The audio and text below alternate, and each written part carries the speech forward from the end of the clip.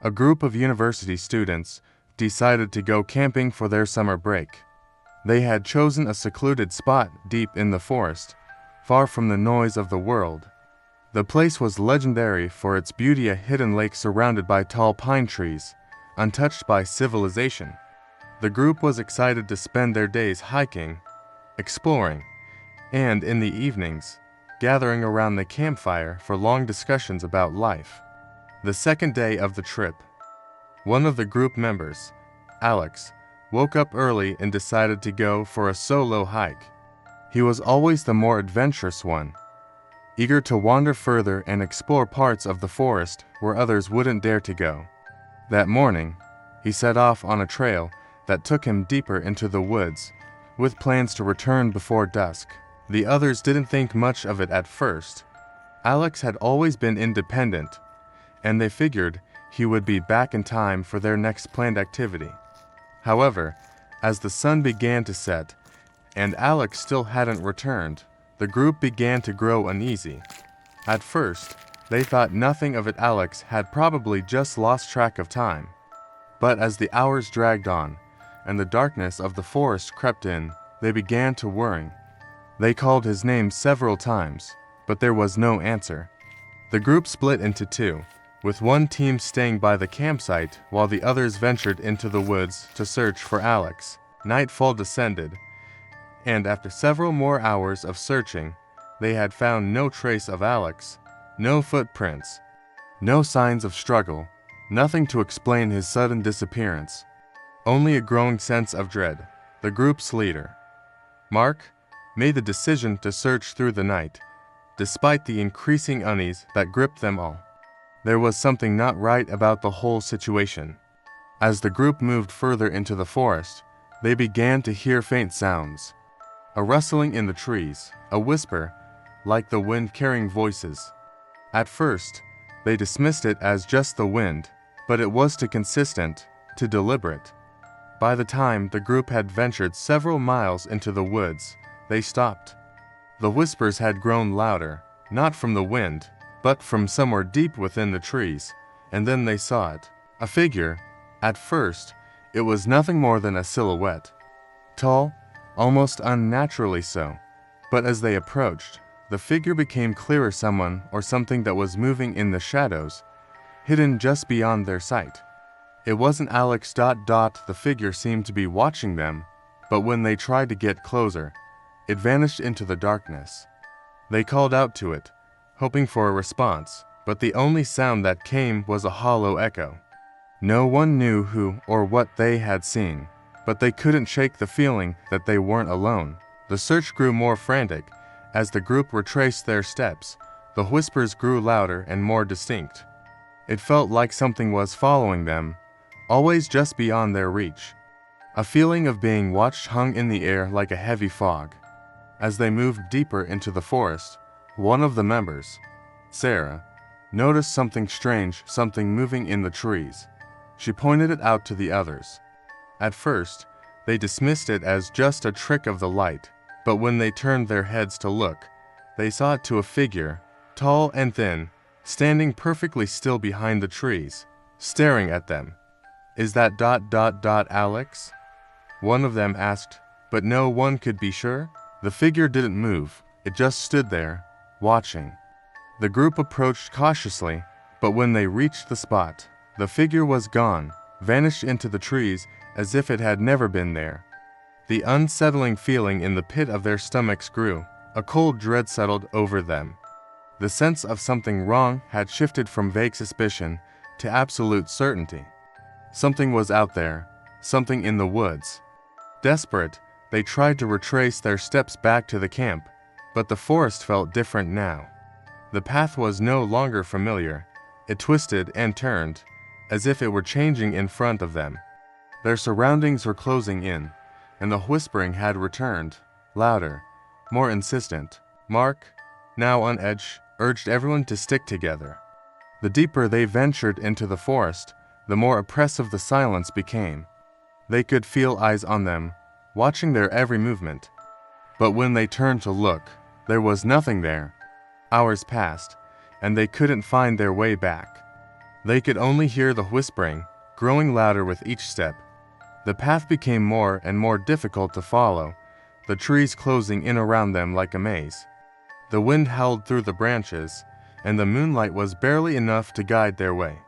Finally, in the dead of night, they heard a sound that froze them in place of voice. It was faint at first, but unmistakable, the whisper of a name, Alex. The voice came from deep within the forest, echoing off the trees. They had to find him. They had no choice. By the time the group had stumbled through the dense forest, they had lost all sense of time.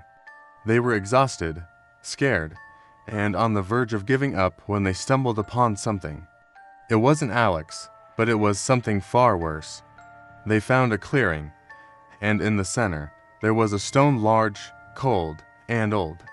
It seemed out of place in the middle of the forest, untouched by time or weather. As they approached it, they found something etched into the stone symbols, words. It was as if someone had carved a warning into it, but it wasn't a language they recognized. And then, they saw it right next to the stone, Alex's backpack.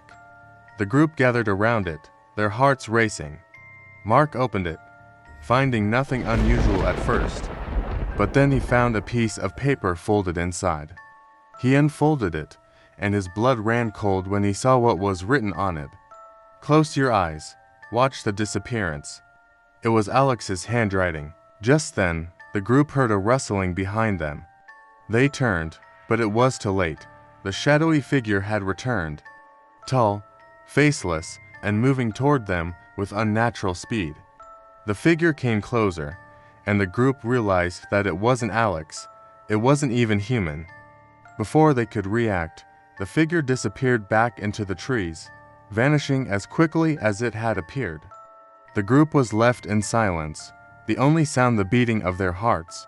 Alex's body was found days later, miles away from the campsite, half buried in the woods. His eyes were wide open, his mouth twisted in a silent scream. But it was the note beside him that sent shivers down their spines. I watched. The moon was barely visible behind thick clouds as a group of 6 friends gathered around a crackling campfire deep in the heart of the forest. They were well off the beaten path, on the edge of a secluded campground that was known only to those who had spent years exploring the surrounding wilderness. They'd heard stories about the place, whispers of disappearances, strange noises, and eerie sights, but, to them, it was just another thrill-seeking adventure. For most of the night, everything had gone as expected. They joked, told stories, and roasted marshmallows. The only sound besides their laughter was the occasional rustling of leaves and the distant call of nocturnal animals. It wasn't until the fire began to die down and the night grew colder that the mood shifted. One of the group members, Jake, stood up abruptly, stretching his legs. "I'm going to go check out the old cabin," he said, referring to a dilapidated structure they had passed earlier in the day while setting up camp. It was a place that had been abandoned for decades, but Jake was the adventurous type. He was always looking for something to get his heart racing. "Don't go by yourself," Sarah, his girlfriend, protested, but he was already grabbing his flashlight and backpack. The other shrugged, knowing there was no point in trying to stop him. He'd always been the one to push boundaries. "I'll be back in an hour," Jake promised, waving over his shoulder as he disappeared into the trees. The group continued talking, but the conversation grew quieter, the sounds of the night creeping into their awareness. They sat in silence, occasionally glancing at the fire, which now cast long, flickering shadows across their faces. The minutes dragged on, and still, Jake didn't return. Maybe he got lost, Emily, one of the friends, suggested after a while. But her voice lacked the usual confidence. Even the trees around them seemed unnaturally still. "Maybe he's just messing with us," Mark, the group's leader, said dismissively. He took another swig from his bottle, trying to mask his own unease. But, as the night grew darker, their nervousness grew with it. It wasn't like Jake to disappear for so long, especially with no word. An hour passed, then 2, Still no sign of Jake. The others began to get nervous. They tried calling his phone, but it rang unanswered. Panic started to creep into the group, and they decided to head out and search for him. They grabbed flashlights and set off in the direction Jake had gone, but the forest was dense, the trees closing in around them like a wall. The deeper they ventured, the more the atmosphere seemed to shift. The air was colder now, and a heavy silence had fallen over the woods, broken only by their footsteps and the occasional crackle from the underbrush. As they neared the cabin, a strange unease filled the air. The trees seemed to twist unnaturally, their branches reaching out like gnarled hands. They reached the edge of the clearing where the cabin stood, its silhouette barely visible against the dark sky. The cabin was in ruins, half collapsed, with broken windows and a rotting roof. But Jake's flashlight was still on, casting an eerie glow through the cracks. They approached cautiously, their flashlights cutting through the thick fog that had started to roll in. As they stepped closer to the cabin, the air grew even colder. Mark was the first to reach the door. He pushed it open with a creak, and the smell of decay and mold hit them like a wave. The floorboards groaned under their feet as they stepped inside, the flashlight beams dancing over the walls, revealing faded, peeling wallpaper and cracked wooden beams. "Jake," Mark called out. His voice trembled slightly, but there was no answer. Just the creaking of the old structure. They all stood still, listening for any sound, any clue as to where Jake might be. Then, from the back of the cabin, they heard it, a low, guttural moan. It wasn't Jake's voice, but it sounded like something was in pain, something unnatural. The group hesitated, but the fear of the unknown pushed them forward. They moved slowly, their breaths shallow, each step taking them closer to the source of the sound. The flashlight beams flickered as they turned the corner, and there, in the farthest room, they saw Jake. But it wasn't Jake as they remembered him. He was kneeling on the floor, his head lowered, as if he were trying to hide something. His clothes were torn, his hands stained with dirt and something darker, almost black. His face was gaunt, pale as death, and his eyes were wide open, unblinking, staring into the darkness. But there was no recognition in them, no warmth, only emptiness. "Jake!" Sarah screamed, rushing toward him, but Mark grabbed her arm, pulling her back. "No, don't touch him," Mark whispered urgently, his voice barely audible. "That's not Jake."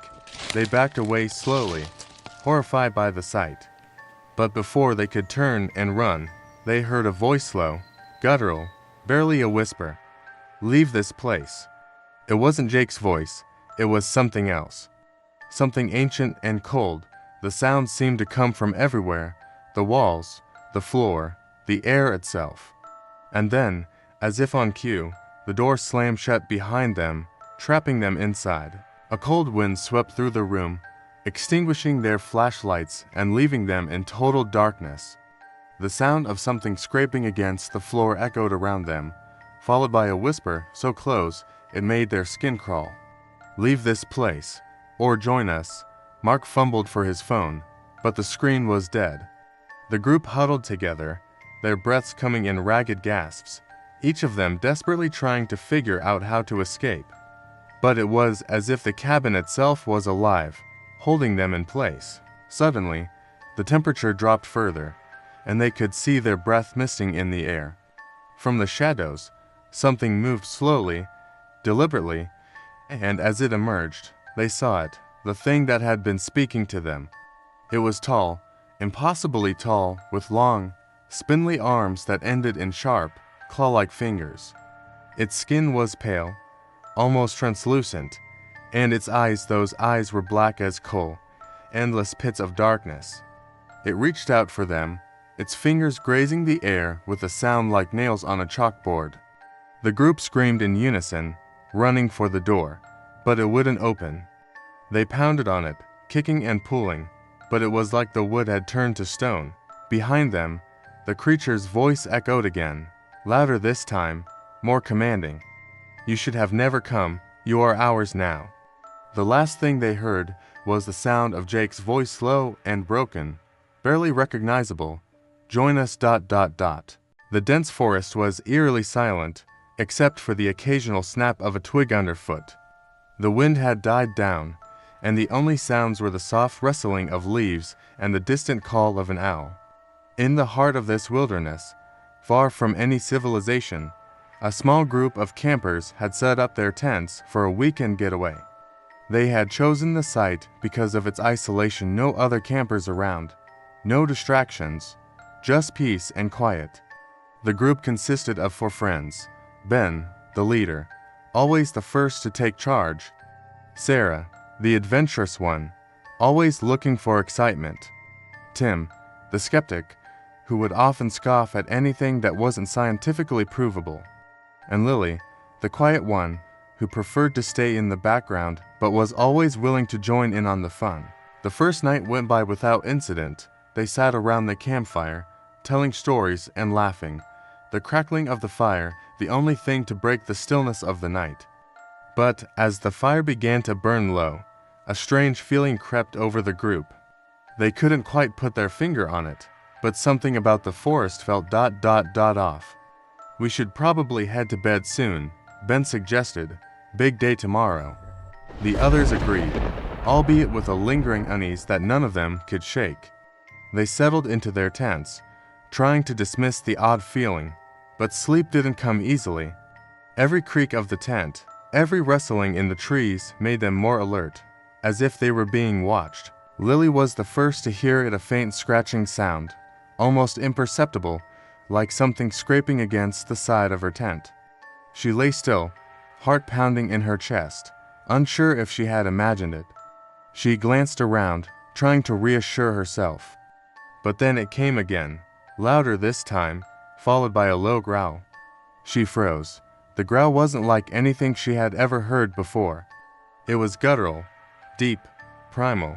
It didn't sound like any animal she knew. It was closer now, right outside her tent. She could hear the heavy breathing, the scrape of claws on fabric, and then footsteps, slow, deliberate. She held her breath, hoping it was some wild animal, but the sound was too human. Lily grabbed her phone and sent a quick message to the group. "Something's outside my tent. I think it's watching me." A few minutes passed, and there was no reply. Panic began to rise in her chest. She grabbed her flashlight and flicked it on, shining it toward the entrance of her tent. The light cut through the darkness, illuminating the space in front of her, but there was nothing there. She let out a slow breath, trying to calm herself. But then, she saw a shadow moving just outside the edge of her tent, dark and shifting. It was tall, impossibly tall, and its limbs seemed to stretch and bend in unnatural ways. The shadow moved in jerky motions, like a creature struggling to walk, but it was closing in on her. Lily's heart raced, and she fumbled for the zipper to her tent. But before she could open it, there was a sharp knock on the side of her tent, a noise that made her blood run cold. The knocking came again, louder this time, followed by another guttural growl. "Lily," it was Sarah's voice from outside, shaky and frightened. "What's going on? Are you okay?" Lily's throat went dry. She wanted to scream, to tell Sarah to run, to get out of there, but she couldn't. She was paralyzed with fear. Before she could respond, there was a loud ripping sound, and the side of her tent was torn open. The light from her flashlight flickered wildly, casting distorted shadows across the torn fabric. The thing that stood in front of her was not human. It was tall and thin, with elongated limbs that bent at odd angles. Its face was an abomination: no eyes, no nose, just a gaping, hollow mouth that seemed to stretch unnaturally wide. It didn't make a sound, it just stared at her. Lily couldn't breathe. She froze in place, her mind racing with thoughts she couldn't process. The creature took a step closer, and its mouth opened wider, revealing rows of sharp, jagged teeth. A cold wind swept through the tent, and she felt an overwhelming sense of dread, as if the creature wasn't just outside her tent, it was in her mind, feeding on her fear. Then, with a sudden burst of adrenaline, Lily grabbed the nearest object, a small camping knife, and slashed at the creature's face. The blade passed through it, but it didn't cut anything. It was as if the creature was made of shadows, intangible and impossible to touch. The creature recoiled for a moment, but then it leaned in even closer, its mouth now inches from her face. The last thing Lily heard before everything went black was the creature's voice, a whisper so low and sinister that it made her blood run cold. "You are ours now." The next morning, Ben, Sarah, and Tim woke up to find that Lily was missing. Her tent was gone, torn apart from the inside, and there were no signs of her anywhere. It was as if she had disappeared into thin air. They searched the area around their campsite, calling her name, but there was no trace of her. As the day dragged on, and the sun began to set, they grew more desperate. Tim suggested they leave, but Ben refused. They had to find her. There was no way they would leave without her. But the longer they searched, the more the forest seemed to close in around them, as if it was swallowing them whole. When night fell, the eerie silence returned. No owls, no rustling leaves, only the feeling of being watched. As they sat around the campfire, trying to stay calm, they heard a low growl coming from the trees. A familiar sound. Tim turned to Ben, his face pale.